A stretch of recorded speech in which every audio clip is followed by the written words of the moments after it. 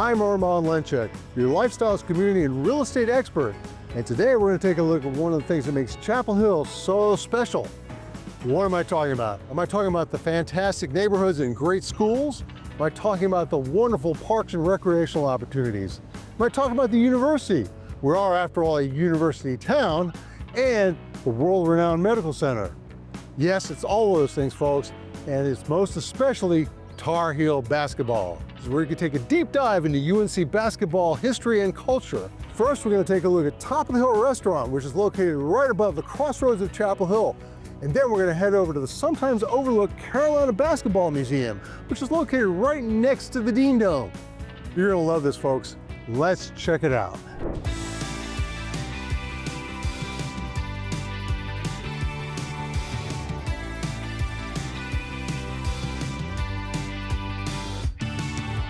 So I'm here with Scott Maitland, the creator and owner of Top of the Hill Restaurant and Brewery. Scott, how you doing today? Great, it's good to see you. Yeah, good to see you too. And so you started this restaurant brewery in 1996, and I understand one of the reasons you started the brewery is to preserve a little bit of Carolina Chapel Hill culture or character. They were going to put a TGI Fridays on the top story of this building, and I didn't want to see a chain restaurant dominate this hometown. This historic district, yeah. Exactly, and so I thought we could do something better.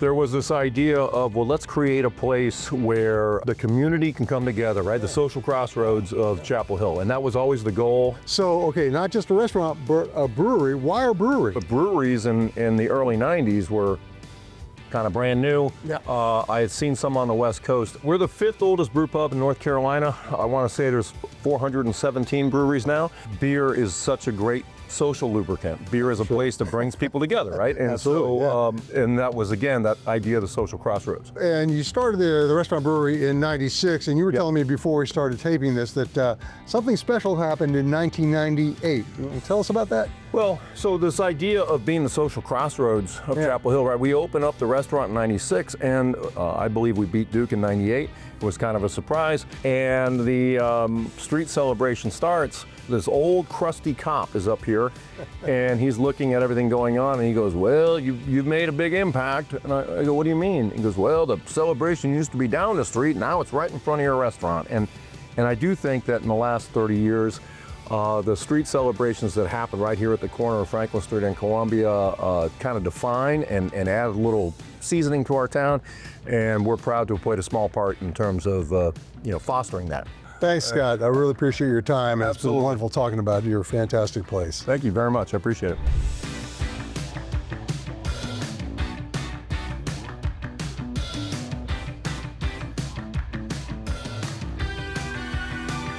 We're here with Steve Kirshner, Director of Carolina Basketball Communications in the Carolina Basketball Museum. This is an amazing space, Steve.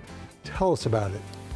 We built this in 2006, 2007, and opened it in January of 2008. There's so much history in here, and we're very fortunate. We've been successful over the last 75 years or so, and so there's a lot of great trophies and a lot of great players and coaches, and so we have the space now where we can really honor them.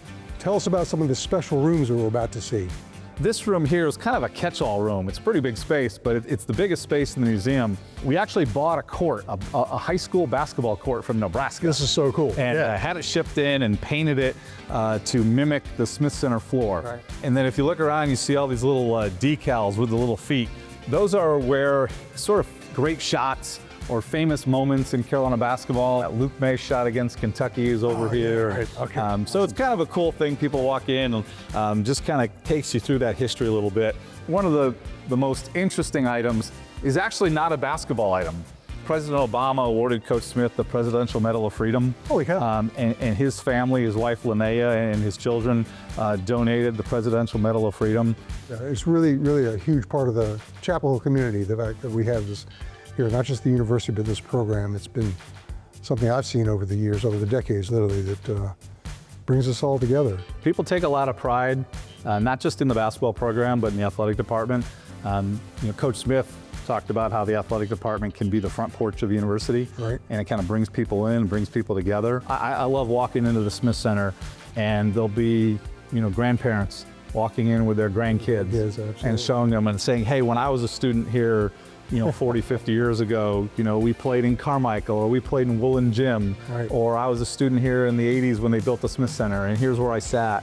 It's that community that, through sports, that can really bring people together, and it's certainly the case here in Chapel Hill.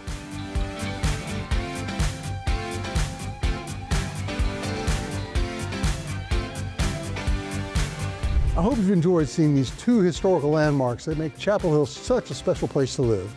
My name's Armand Lenchek, your American Dream TV host, and I hope you join me next time when I show you more people and places that make the Triangle, North Carolina area such a wonderful place to live.